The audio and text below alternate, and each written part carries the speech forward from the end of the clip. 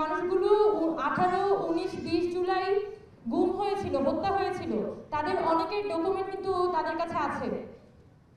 যদি সরকারের পক্ষ থেকে পর্যাপ্ত উদ্যোগ না নেওয়া হয় তাহলে পরবর্তীকালে কিন্তু আমরা এত বড় দলিল আমাদের হাত থেকে হারিয়ে যাবে। আর এই যে পরিবারগুলো তাদের যে প্রিয় মানুষগুলোকে হারিয়েছে, কারো হাজবেন্ড হারিয়েছে, কারো সন্তান হারিয়েছে, সেই ফ্যামিলিগুলো কিন্তু সাফার করছে, আমরা সবাই দেখছি। শুধু এটাই না, আমরা তখন সরকারের কাছে বলেছিলাম যে আপনারা একটা প্রপার তালিকা করেন, আপনারা ডিএনএ প্রোফাইলিং করে একটা ডাটাবেস তৈরি করেন। ডাটাবেস তৈরি করে এরপরে যেসব পরিবার থেকে সদস্যরা হারিয়ে গেছে তাদের কাছ থেকে আপনারা তালিকা নেন। তালিকা নিয়ে এরপর ওই লাশগুলো তাদের পরিবারের কাছে হস্তান্তর করার দায়িত্ব পালন করেন। কিন্তু প্রায় 1 বছর হয়ে গেছে, সরকারের কাছ থেকে এখনো পর্যন্ত কোনো সাড়া কিন্তু আমরা পাইনি। এছাড়া ঢাকা মেডিকেল কলেজে গত আগস্ট মাস থেকে 7টি লাশ সেই ঢাকা মেডিকেল কলেজের মর্গে ছিল। তার মধ্যে শুধুমাত্র একটি লাশ, শহীদ হাসান, যিনি 5 আগস্ট যাত্রাবাড়িতে নিহত হয়েছিলেন, তার লাশ শুধুমাত্র হস্তান্তর করা হয়েছে। বাকি 6টি লাশ এখনো পর্যন্ত ঢাকা মেডিকেলের মর্গে আছে এবং এই লাশগুলোর কোনো প্রকার তদন্ত এবং সেই লাশগুলো এখনো পর্যন্ত পরিবারের কাছে হস্তান্তর করা হয়নি। কিন্তু এগুলো কিন্তু খুব কঠিন কাজ না। আমরা কিন্তু দেখেছি গত 2 মাস আগে যখন একটি গবেষণা সংস্থা তারা একটি রিপোর্ট পাবলিশ করে যে 167 জন পথশিশু এই আন্দোলনে নিহত হয়েছে এবং এই পথশিশুরা কিন্তু তাদের যে লাশ, আমি ফার্মলি বিশ্বাস করি এবং আমরা সবাই 18, 19, 20 জুলাই যে আন্দোলনগুলো খেয়াল করেছিলাম, তাদের সবারই অবজারভেশন হচ্ছে এই 18 জুলাই, 19 জুলাই এই যে পথশিশুরা যাদেরকে আমরা টোকাই বলে থাকি, তারা কিন্তু এই মুভমেন্টের সামনের দিকে ছিল এবং তাদের উপর কিন্তু গুলি হয়েছে এবং এই শিশুরা কিন্তু গণহারে মারা গেছে।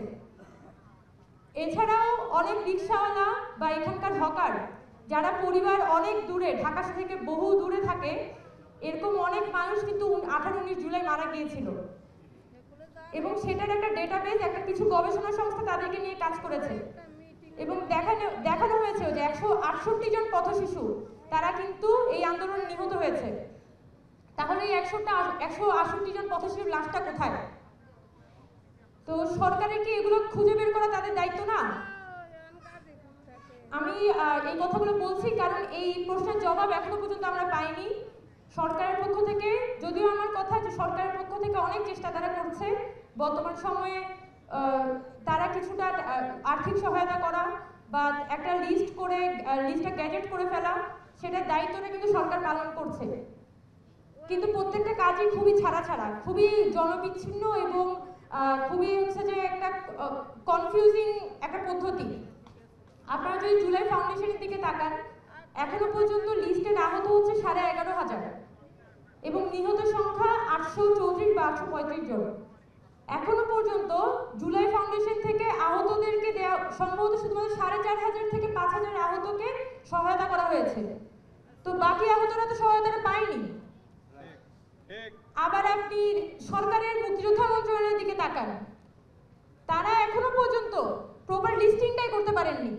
তাহলে কখন তারা টাকাটা দিয়ে শেষ করবেন, কখন তারা পুনর্বাসন করবেন? এই যে এতগুলো আহত পরিবার, আমরা কিন্তু আহত পরিবার বলি, আমরা কিন্তু আহত ব্যক্তি বলি না। কারণ যে মানুষটা গুলি খেয়ে যার হাত চলে যায়, যার নার্ভ ড্যামেজ হয়ে হাত নষ্ট হয়ে গেছে, পা নষ্ট হয়ে গেছে, যার চোখ নেই, তার সাথেও নিহত ব্যক্তির মধ্যে খুব বেশি তফাৎ নেই। কারণ সে একটা মৃত লাশের মতোই কিন্তু বর্তমানে জীবনযাপন করছে এবং তাদের যে পরিবার ধার দেনায় ডুবে গেছে। আমরা অনেকের সাথে কথা বলেছি, হ্যাঁ অনেকে সহায়তা পেয়েছে, কিন্তু যারা সহায়তা পায় তারাই পায়, বাকি মানুষ সহায়তাটা পায় না। এবং দেখা যায় এই যে একটা অপরিকল্পিতভাবে পুরো শহীদ আর আহতদের বিষয়টি সরকারের পক্ষ থেকে ডিল করা হচ্ছে। ভবিষ্যতে আমি আশঙ্কা করি, এখানেও বলে রাখছি, দেখা যাবে অনেক ভুয়া ব্যক্তি এখানে কিন্তু ঢুকে সুবিধা নেওয়ার চেষ্টা করবে এবং আমাদের শহীদ এবং আহতদের যে তালিকা, সেই তালিকাটাকে ভবিষ্যৎ দিনে গিয়ে এটা কিন্তু প্রশ্নবিদ্ধ করা হবে এবং নানানভাবে রাজনীতিক করা হবে। এই সম্ভাবনাগুলো যেহেতু আছে, আমি চাই এই সম্ভাবনাগুলো যাতে অঙ্কুরে বিনষ্ট করা হোক এবং দ্রুততম সময়ের মধ্যে আমাদের এই আহত শহীদদের তালিকা করে তাদের একটা প্রপার চ্যানেলিংয়ে এবং তাদের পরিবারকে কিভাবে সহায়তা করা যায় সেটা ব্যবস্থা করা হোক।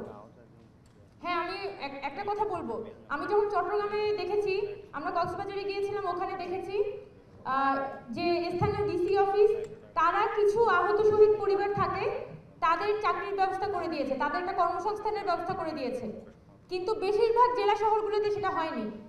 আমি পটুয়াখালীর খবর বলতে পারি, পটুয়াখালীতে আমরা দেখেছি যে এই ব্যবস্থাগুলো হয়নি, কোনো প্রকার খোঁজ খবর নেওয়া হয় না। ঢাকা শহরে দেখেছি, ঢাকা শহরে ঠিকমতো কোনো খোঁজ নেওয়া হয় না, খুবই বিশৃঙ্খল পরিস্থিতি। তো এই অবস্থায় যেখানে দেখা যাচ্ছে যে সরকারের কোনো নির্দিষ্ট ব্যবস্থাপনা বা কেন্দ্রীয় ব্যবস্থাপনাটা যতটুকু স্ট্রং হওয়ার কথা, যতটুকু হচ্ছে যে তাদের নির্দেশনাগুলো স্পষ্ট হওয়ার কথা, সেখানে ততটাই আমরা দেখছি এখানে দুর্বলতা আছে।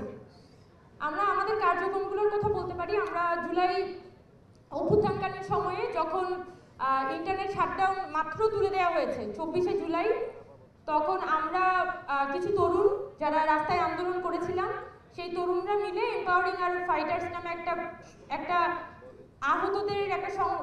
আহতদের সেবা করার জন্য একটা সংগঠন গড়ে তুলি এবং এখনো পর্যন্ত আমার সামনে কলি আপু বসে আছে, উনি দিন রাত খেটেছেন, দিন রাত খেটে ওনারা কিন্তু আহতদের সেবা করেছেন। এখানে সাকিবুর রনি আছে, তারা দিন রাত দৌড়াদৌড়ি করে তার হসপিটালগুলোতে কিন্তু যতটুকু পেরেছেন তারা আহতদের সেবা করেছেন।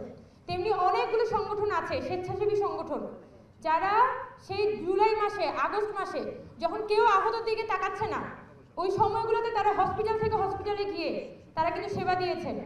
ওই মানুষগুলো কিন্তু সবাই যার যার কর্মক্ষেত্রে ফেরত গেছে, কিন্তু তাদেরকে কিন্তু দরকার ছিল সরকারের পক্ষ থেকে তাদেরকে অ্যাকোমোডেট করা। এখনো পর্যন্ত কিন্তু আমরা সরকারের পক্ষ থেকে সেই উদ্যোগটা দেখিনি।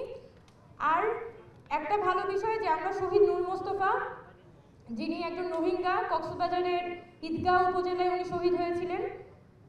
আমরা বেশ কয়েকটি সংগঠন আমরা মন্ত্রণালয়ের কাছে আর্জি জানাই যে আমাদের শহীদ নূর মোস্তফার স্বীকৃতিটা যাতে দ্রুততম সময়ের মধ্যে দেওয়া হয়, এবং সেই কথাটি রেখে আজকে মুক্তিযোদ্ধা মন্ত্রণালয়ের পক্ষ থেকে এই স্বীকৃতিটি দেওয়া হয়েছে।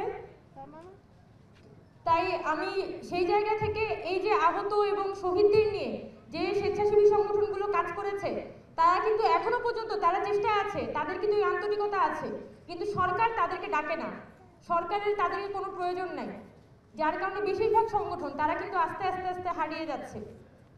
তো এখানে আহত এবং শহীদদের সাথে যারা কাজ করতে চায় তাদেরকে একসাথে আনা, একসাথে মিলে সরকারের সাথে কাজ করা, এটা গুরুত্বপূর্ণ। এগুলো হচ্ছে না বিধায় আজকে আমরা দেখছি প্রতিটা পদে পদে বিশৃঙ্খলা।